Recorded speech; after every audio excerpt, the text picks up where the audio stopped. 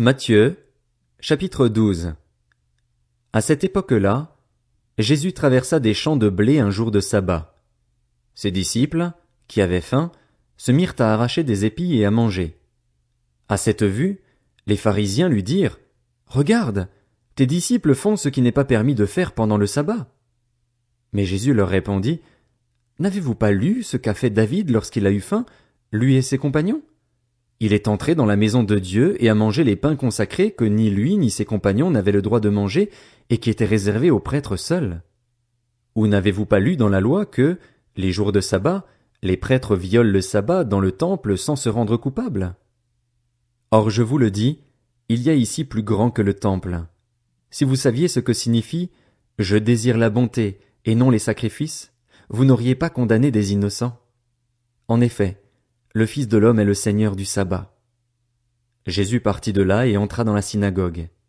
Il s'y trouvait un homme qui avait la main paralysée. Ils demandèrent à Jésus, « Est-il permis de faire une guérison le jour du sabbat ?» C'était afin de pouvoir l'accuser. Il leur répondit, « Lequel de vous, s'il n'a qu'une brebis et qu'elle tombe dans un trou le jour du sabbat, n'ira pas la retirer de là? Or, un homme vaut beaucoup plus qu'une brebis.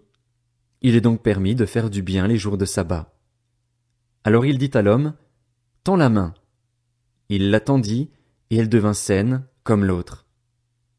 Les pharisiens sortirent et tinrent conseil sur les moyens de le faire mourir. Jésus le sut et s'éloigna de là. Une grande foule le suivit. Il guérit tous les malades et leur recommanda sévèrement de ne pas le faire connaître, afin que s'accomplisse ce que le prophète Ésaïe avait annoncé. « Voici mon serviteur que j'ai choisi, mon bien-aimé qui a toute mon approbation. Je mettrai mon esprit sur lui, et il annoncera la justice aux nations. Il ne contestera pas, il ne criera pas, et personne n'entendra sa voix dans les rues. Il ne cassera pas le roseau abîmé et n'éteindra pas la mèche qui fume encore, jusqu'à ce qu'il ait fait triompher la justice. Les nations espéreront en son nom. » Alors on lui amena un démoniaque aveugle et muet, et il le guérit, de sorte que le muet parlait et voyait. Toute la foule disait, étonnée, « N'est-ce pas là le fils de David ?»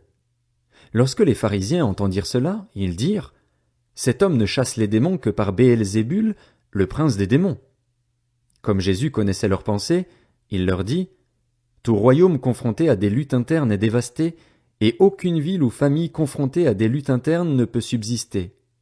Si Satan chasse Satan, il lutte contre lui-même. Comment donc son royaume subsistera-t-il? Et si moi, je chasse les démons par Béelzébul, vos disciples, par qui les chassent-ils? C'est pourquoi ils seront eux-mêmes vos juges. Mais si c'est par l'Esprit de Dieu que je chasse les démons, alors le royaume de Dieu est venu jusqu'à vous. Ou encore, comment quelqu'un peut-il entrer dans la maison d'un homme fort et piller ses biens, s'il n'a pas d'abord attaché cet homme fort? Alors seulement il pillera sa maison. Celui qui n'est pas avec moi est contre moi, et celui qui ne rassemble pas avec moi disperse. C'est pourquoi je vous dis, tout péché, tout blasphème sera pardonné aux hommes, mais le blasphème contre l'Esprit ne leur sera pas pardonné. Celui qui parlera contre le Fils de l'homme, cela lui sera pardonné. Mais celui qui parlera contre le Saint-Esprit, le pardon ne lui sera accordé ni dans le monde présent ni dans le monde à venir. Dites que l'arbre est bon et que son fruit est bon, ou bien dites que l'arbre est mauvais et que son fruit est mauvais, car on reconnaît l'arbre à son fruit. Race de vipères, comment pourriez-vous dire de bonnes choses, mauvais comme vous l'êtes? En effet, la bouche exprime ce dont le cœur est plein. L'homme bon tire de bonnes choses de son bon trésor et l'homme mauvais tire de mauvaises choses de son mauvais trésor. Je vous le dis, le jour du jugement, les hommes rendront compte de toute parole inutile qu'ils auront prononcée. En effet, d'après tes paroles tu seras déclaré juste et d'après tes paroles tu seras condamné. Alors quelques-uns des spécialistes de la loi et des pharisiens prirent la parole et dirent, « Maître, nous voudrions voir un signe miraculeux de ta part. » Il leur répondit, « Une génération mauvaise et adultère réclame un signe miraculeux. Il ne lui sera pas donné d'autre signe que celui du prophète Jonas. En effet, de même que Jonas fut 3 jours et 3 nuits dans le ventre d'un grand poisson, de même le Fils de l'homme sera 3 jours et 3 nuits dans la terre. Lors du jugement, les habitants de Ninive se lèveront avec cette génération et la condamneront, parce qu'ils ont changé d'attitude à la prédication de Jonas. Or, il y a ici plus que Jonas. Lors du jugement, La reine du Midi se lèvera avec cette génération et la condamnera, parce qu'elle est venue des extrémités de la terre pour entendre la sagesse de Salomon. Or, il y a ici plus que Salomon. Lorsqu'un esprit impur est sorti d'un homme, il va dans des endroits arides pour chercher du repos, et il n'en trouve pas.